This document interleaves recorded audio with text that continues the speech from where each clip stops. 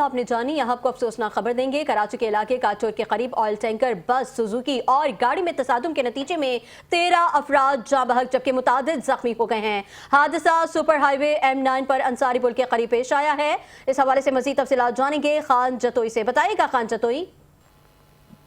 जी बिल्कुल, मैं इस वक्त मौजूद हूँ इधर हादसे पर की जगह पर, जहां पर मोटरवे M9 पर होने वाले हादसे में 13 अफराद जाम बहक हो चुके हैं।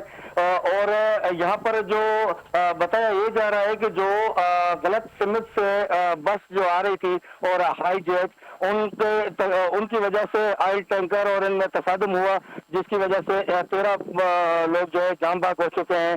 और यहाँ पर additional IG motorway Munir Ahmad Sheikh वो भी यहाँ पर पहुंच चुके हैं और उन्होंने भी ये कहा है कि जो यहाँ पर इस हादसे में जिसकी गिफलत होगी उनको सजा दी जाएगी।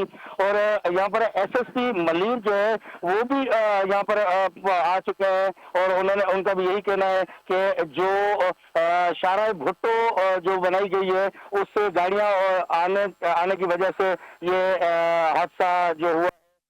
बहुत शुक्रिया खान जतोई, तफसीलात से आगाह कर रहे थे।